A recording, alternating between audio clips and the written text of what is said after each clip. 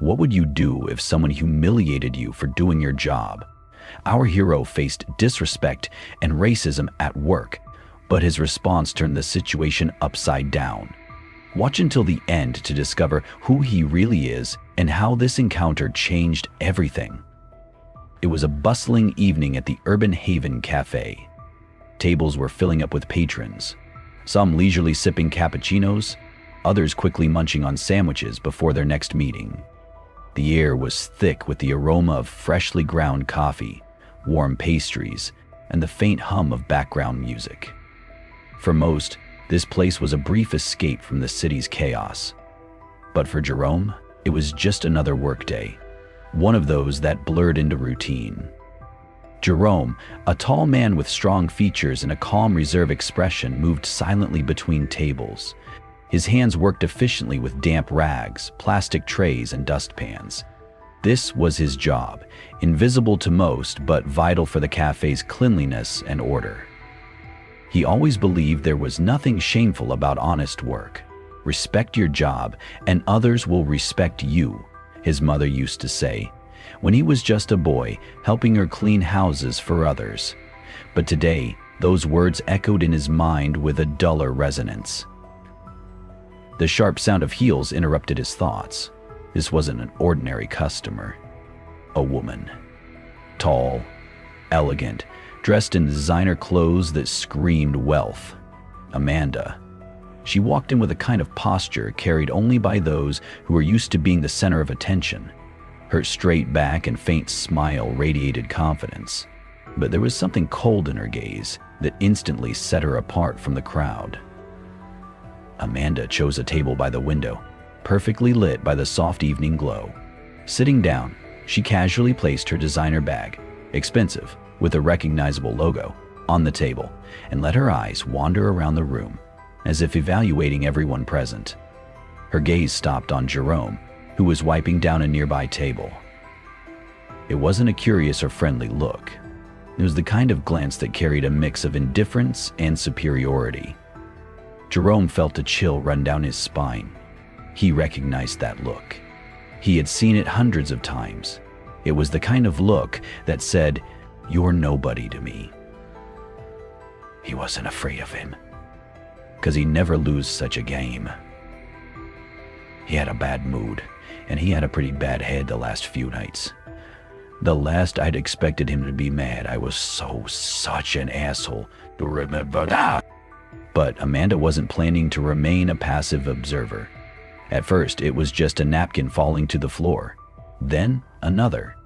Jerome, keeping his irritation hidden, quietly picked them up, avoiding eye contact. But as he straightened up, her voice rang out. "Oh, thank you," she said, with a sugary sweetness so fake it bordered on mockery. "I suppose you're having a busy day, aren't you?" Jerome didn't respond. He simply nodded and moved toward another part of the cafe. But before he could take more than 2 steps, he heard the faint rustle again. Another napkin had hit the floor. He stopped. Slowly, he turned around and looked at Amanda. She sat there with a satisfied smirk, as if she was enjoying a private joke. "You're here for this, right?" she added, dropping yet another piece of paper. "I'll clean up after us." The words cut like a knife. Jerome felt something stir deep inside him. He had never allowed himself to lose his temper at work, never let anyone see how moments like this affected him. But this time, something felt different. He lowered his eyes, took a deep breath, and bent down once again to pick up the trash. The cafe grew quieter. Customers were beginning to notice the strange interaction. Some watched discreetly, others looked away, pretending nothing was happening. The atmosphere became tense, like the calm before a storm. Jerome straightened up, ready to leave, but Amanda spoke again. This time, her voice was louder, making sure everyone could hear. "It's wonderful, when people know their place, and you seem to fit yours perfectly." Her words hung in the air like a heavy weight. For a moment, Jerome felt his heart skip a beat. His fingers tightened around the cloth in his hand, but he didn't lift his gaze. He only whispered to himself, "Just a little longer. Just get through this." But deep down, he knew this was just the beginning. Time kept moving in the cafe. Customers were immersed in the conversations. Waiters rushed around with trays, but all eyes seemed to be drawn to one table by the window. Amanda, like an actress on stage, played the role of a carefree queen. Her movements were exaggerated, her voice a little louder than necessary, and her gaze frequently darted toward Jerome, as if daring him. Jerome stood near the counter with a damp cloth in his hands, trying to ignore her antics. He had encountered situations like this before, but there was something particularly unsettling about this woman. Her actions weren't just rude, they were deliberate, a calculated attempt to test his patience. Jerome scowled at the damage, watching his Filmoy Benton pair as the rippling of magic coursed through the cell. Amanda shifted her belongings on the table and deliberately knocked over a glass of water. The sharp clink of the glass echoed through the room, drawing the attention of nearby patrons. Water spilled across the table and dripped onto the floor. Amanda, however, didn't rush to fix the mess. She simply leaned back in her chair, raising her hand in feigned distress, as if she were the lady of the manor expecting immediate service. "Oh dear, it seems someone spilled some water," she said loudly, her voice carrying across the cafe. "Do we even have anyone here to clean this up?" Jerome slowly made his way to her table. The tension in his chest was building, but he knew that losing his temper meant losing the fight. Reaching her table, he quietly began cleaning up the spilled water. His movements were precise, professional, but there was a subtle undercurrent of irritation in every gesture. Amanda, looking down at him, smirked. "You know, I've always wondered about people like you. How do you manage such boring jobs? It must be dreadful. So, repetitive. Don't you think?" Jerome stayed silent. He knew that responding would only fuel her. Amanda, clearly unsatisfied with his lack of reaction, seemed to double down, as though her words hadn't hit him hard enough. "Then again, maybe you're just used to it. I mean, not everyone is cut out for more, right?" she continued, inspecting her perfectly manicured nails. Her tone was light, as though she were discussing the weather, but every word was aimed to cut deep. Jerome stood up and looked her straight in the eye. His gaze wasn't angry, but it held a quiet strength. He wanted to say something, but the noise of hushed whispers stopped him. People at nearby tables had noticed the scene and were paying attention. No one stepped in, though. The room was thick with awkward silence. "The water is cleaned up," he said quietly, his voice steady. Then he turned to leave, but he didn't make it 2 steps before he heard the sound of something hitting the floor behind him. Amanda had deliberately dropped a spoon. "Oh no, looks like there's another little mess," she said with an artificial smile. "Would you mind taking care of that too? It's just so inconvenient to sit like this." This act was the final straw. Jerome turned around slowly and met her gaze once more. This time, something had changed in his expression. It wasn't anger or hurt. It was pride, the kind that said he wouldn't break under her pressure. "Of course," he replied shortly, bending to pick up the spoon. But in his mind, something was already taking shape. This wouldn't end the way Amanda expected. Her arrogance was about to backfire in ways she couldn't imagine. Standing upright, he placed the spoon back on the table and said softly, yet loud enough for her to hear, "It's fascinating how some people see only themselves and fail to notice others." Amanda frowned, momentarily caught off guard, but before she could respond, Jerome turned and walked away, leaving her sitting there. The cafe was now filled with an uncomfortable silence, broken only by the faint clinking of cutlery and the whisper of coffee cups. All eyes were now on her. Amanda, attempting to regain her composure, adjusted her hair and stared down at her phone again. But it was clear her display of power hadn't gone as planned. For Jerome, however, this moment marked a turning point. He no longer wanted to stay in the shadows. And soon enough, Amanda would learn that her target was far more than he seemed. That evening, after finishing his shift, Jerome walked home along his usual route. The city streets were illuminated by the soft glow of streetlights, and passers-by hurried along with their own concerns. For Jerome, however, this walk was a journey of reflection. His face seemed calm, but inside, a storm was raging. Memories of his encounter with Amanda played over and over in his mind.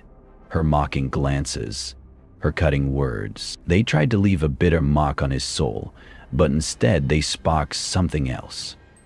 How many more times am I supposed to put up with this, he thought. Jerome paused in front of a bookstore window, not to look at the books, but to see his reflection in the glass. His weary face with tightly pressed lips seemed to challenge him. This was the moment he realized. It was time to stop staying silent. But what exactly could he do? The next day at the cafe, everything seemed normal. Jerome was back on his shift, wearing his usual uniform, going about his duties. Nothing appeared different. Yet, there was a new energy in the air. Jerome himself looked composed and calm, but there was a spark in his eyes, the kind that appears when someone has already decided what they're going to do next. By lunchtime, the cafe was packed, and, as if on cue, Amanda walked in again. Her entrance was as loud and dramatic as the day before. This time, she wasn't alone. She had brought two friends with her. All three were impeccably dressed, their loud laughter overpowering the gentle background music. They took the same table by the window, the very one where Amanda had staged her performance the day before. Jerome noticed her the moment she entered, but he acted as though she were no different from any other customer. He continued clearing tables and wiping surfaces. Amanda, however, quickly spotted him and wasted no time reigniting her game. "Oh, look, it's our superhero cleaner," she said, loud enough for everyone to hear. Her friends laughed on cue. "I hope he's in better form today than yesterday." Her words carried across the cafe, ensuring that every ear caught them. Her friends gave Jerome fleeting, amused glances, clearly enjoying the show. But Jerome didn't react. He calmly walked to the counter, picked up a tray of drinks for another table, and passed by their group without even acknowledging them. Amanda frowned, clearly displeased by his lack of response. The time she'd spent among the craters revealed much to her, and she personally didn't like Ashley. "Hey, I'm talking to you," she called out, pretending to joke, but her voice now carried a tinge of irritation. "Or do you think you can just ignore us now?" Jerome finally stopped, turned around, and looked straight at her. His gaze was steady and calm, but unyielding. "Is there something you need?" he asked quietly, loud enough for her to hear. For a moment, Amanda froze. There was a flicker of surprise in her eyes. Perhaps she had expected embarrassment or an apology, but not this direct, confident gaze. And overcame the obstacle about to push past her natural limit. She reached out, picked up the sword. "Oh, yes," she said, regaining her composure and slipping back into her arrogant tone. "Our table is dirty. Maybe you could finally do your job." Her friends snickered again. By now, the entire cafe was aware of the scene. Patrons were discreetly watching, pretending to sip their drinks or eat, but their attention was on Amanda and Jerome. The tension was palpable. Jerome walked over to their table, but instead of bending down immediately, he stood upright, looking directly at Amanda. He began, his voice calm but firm. I wonder what it's like to put so much effort into tearing someone down. That must be exhausting.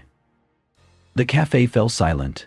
The only sound was the faint clinking of cups as someone set one down too hard on its saucer. Amanda opened her mouth to respond, but no words came out. She glanced at her friends, as if searching for backup, but they too sat frozen, unsure how to react. Jerome continued, sending tremor waves across my body as he lost himself in translation.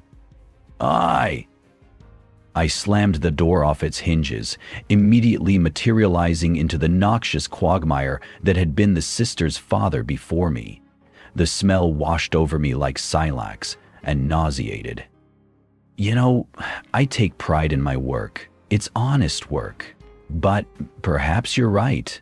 It's time to put my efforts into something greater. Thank you for the reminder. He gave a small nod, turned, and walked away toward another part of the cafe. Amanda sat at the table, visibly rattled, her confidence shaken. Even her friends, who had been so quick to laugh before, now sat in awkward silence.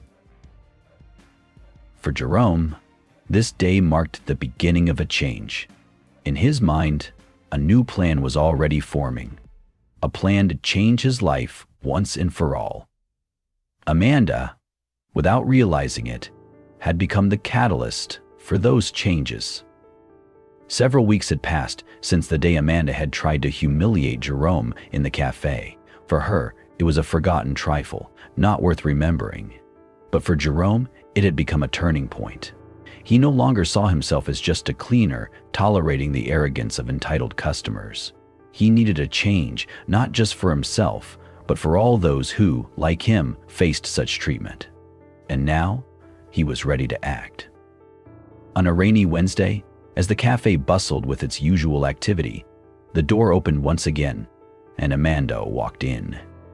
She strode confidently across the room, this time alone. Her heels clicked loudly on the tiled floor, and her umbrella dripped with rainwater. Patrons glanced at her briefly before returning to their conversations. For Amanda, it was just another ordinary day. For the cafe, it was anything but. Amanda, of course, had no idea that today was different. Behind the counter stood not the manager she was accustomed to seeing, but someone she never expected. When her gaze landed on Jerome, her face first twisted in confusion, and then in slight irritation. "What are you doing here?" she asked, raising an eyebrow. "Got promoted to barista?"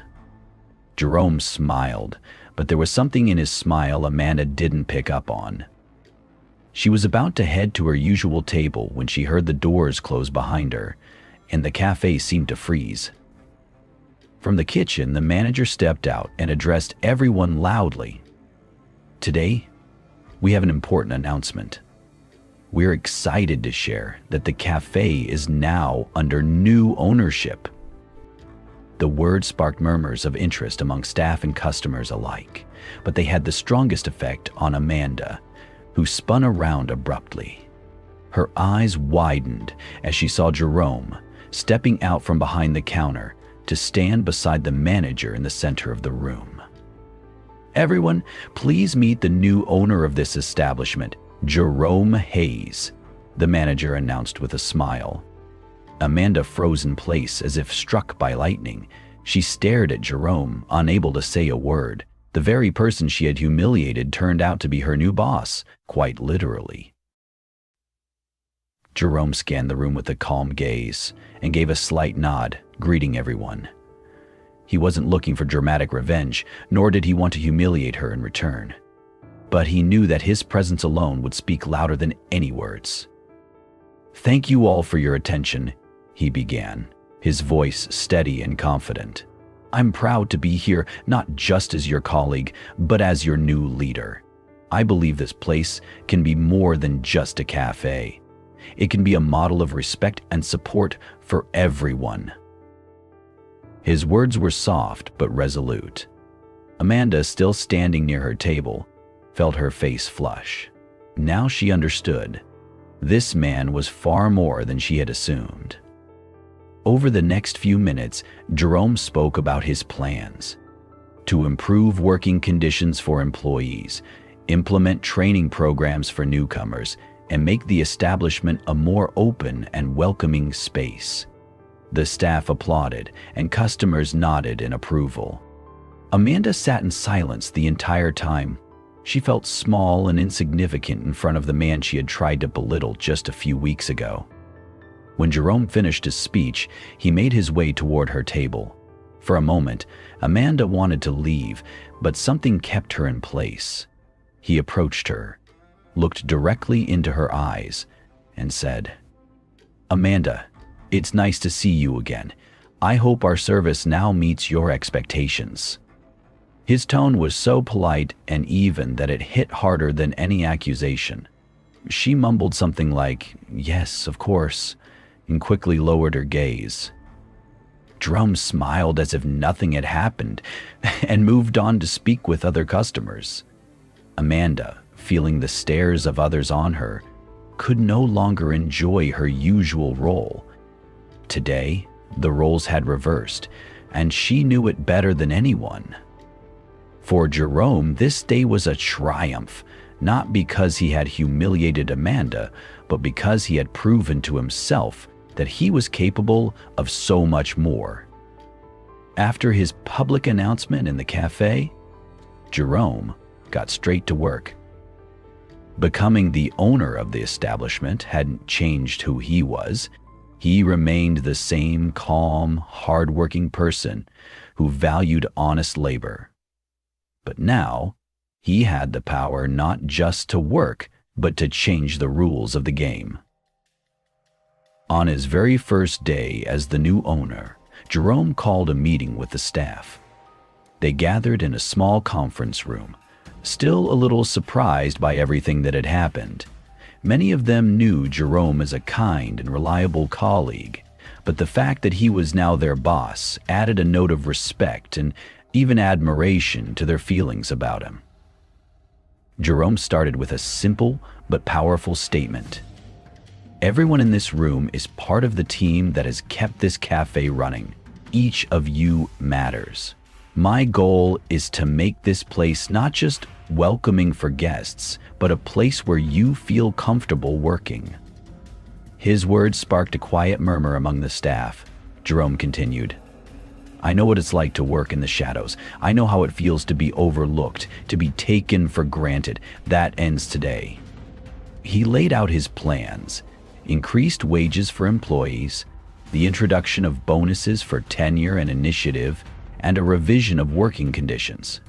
But the centerpiece of his vision was a new code of conduct for customers. Jerome firmly declared that from now on, there would be no room in the cafe for discrimination or disrespect towards staff or other guests. The staff exchanged glances of surprise and approval. They could see that his words weren't just empty promises. They reflected genuine care. When the meeting ended, the atmosphere in the cafe began to shift. People worked with greater confidence, knowing their efforts were truly valued. But for Jerome, this was only the first step. He made a point of personally overseeing how the changes were implemented. He continued to come out onto the floor, clean tables, and talk to customers, showing that no title made him better or higher than anyone else. A few days after the meeting, Amanda returned to the cafe. She walked in with her usual confident air, but this time, something about her demeanor was different. Her steps were slightly less assured, and her eyes nervously scanned the room, as if trying to gauge how she would be received. When she approached the counter, she was greeted by a new waitress, a young woman who smiled warmly and handed her a menu, asking the usual questions about her order. But Amanda felt out of place. She was used to the staff being somewhat intimidated by her, but now it seemed like every glance carried judgment. Soon, Jerome appeared in the dining area. He moved between tables, chatting with guests, until he noticed Amanda. His face remained calm, his voice friendly and even. "Nice to see you again," he said, approaching her table. "How?" Amanda looked flustered but tried to maintain her composure. "Yes. The coffee's still good here," she mumbled, avoiding his gaze. Jerome, with a slight smile, added, "We do our best. The key is respecting everyone involved in the process." His words were soft, but carried a deeper meaning Amanda couldn't ignore. Her face paled, and she nodded silently. Several staff members and guests had been observing the interaction. For them, it was a reminder that justice doesn't always come through shouting or accusations. It can manifest in actions and in how a person conducts themselves when power is in their hands. Amanda didn't try to draw attention to herself again. She quickly drank her coffee and left, avoiding eye contact with anyone. But for Jerome, it was another quiet triumph. He hadn't just taken her place in the social hierarchy, he had dismantled that hierarchy entirely. Now, the cafe had become a place where everyone felt valued, where work was respected, and where guests understood that arrogance and disrespect would no longer be tolerated. That day was proof that change is possible when driven by self-belief and respect for others. Several months had passed since Jerome became the owner of the cafe. During that time, the establishment had transformed beyond recognition. The warm atmosphere, polite service, and happy staff had turned the cafe into something more than just a place to grab a coffee. It had become a symbol of change and equality. Every staff member felt like they were part of something important. Jerome not only improved working conditions, but also poured his heart into the team's development. He organized training sessions, helped each person unlock their potential, and often reminded them, "We are strong when we respect each other and the work we do." The customers' attitudes also changed. Regulars appreciated the friendly environment, and new guests came in on recommendations, having heard that the cafe was now known for its respectful approach, not only toward customers, but also the staff. Despite all the changes, Jerome never forgot his own beginnings. Every time he saw a new employee, he remembered how he had started and made sure to support them in their early days. One day, Amanda walked into the cafe again. This time, she looked very different. Her once confident posture had softened into something more reserved, and her gaze was contemplative. She approached the counter and, as if gathering her courage for something important, quietly asked for a cup of tea. Jerome, who happened to be behind the counter, noticed her immediately. But he didn't show any surprise. Instead, he greeted her with a warm smile. "A cup of tea? Of course, just a moment." When he handed her the tea, Amanda hesitated. Standing there, holding the cup, she finally mustered the courage to speak. I'd like to talk." Jerome looked at her attentively, his gaze calm and open. "Of course." They sat at the table by the window, the very same one where their first encounter had played out. Amanda looked uncomfortable but determined. "What time is it?" "I wanted to apologize," she began, staring into her cup, "for everything I said and did that day. It was wrong. I thought I could judge people based on what they do, but you showed me I was wrong." Jerome listened carefully, not interrupting. When she finished, he simply replied, "Admitting your mistakes and apologizing is already a big step." Her eyes filled with gratitude. "Thank you for giving me the chance to say it." Jerome smiled. To him, her apology wasn't a victory, but a symbol of how far the change had reached.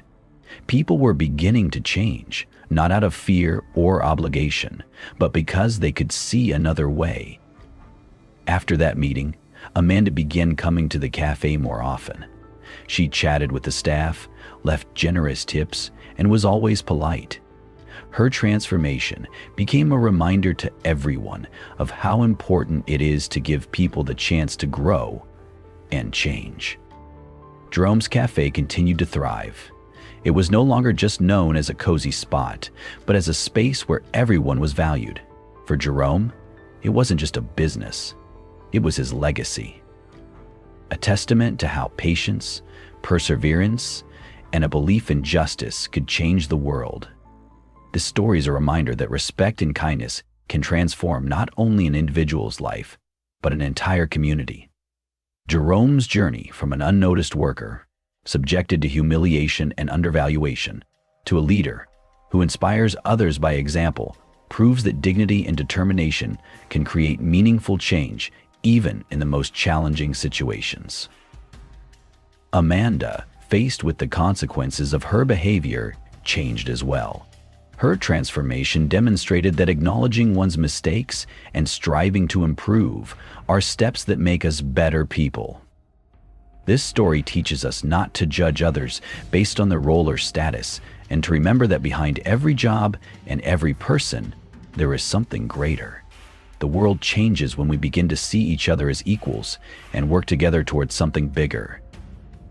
The core message of this story: justice, respect, and perseverance can overcome any barrier.